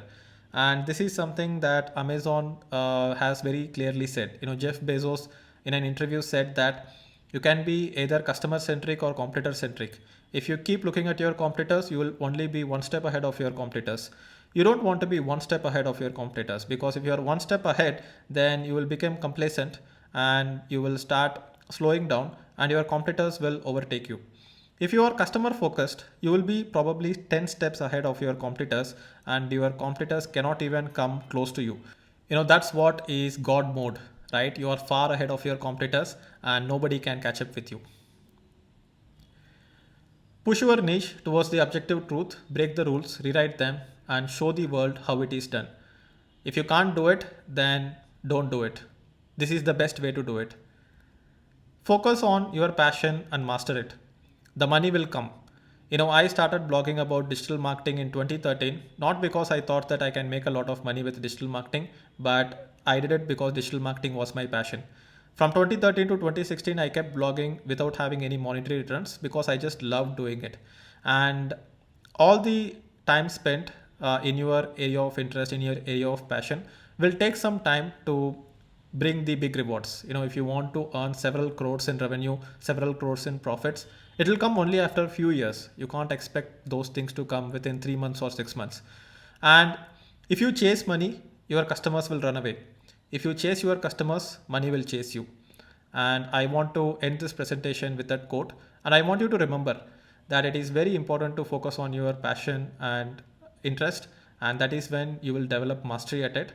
And with all the techniques I have given you in terms of understanding the market needs, developing the customer avatar, developing a strong personal brand, you should be able to go ahead and succeed in your niche. And I want to see you succeed.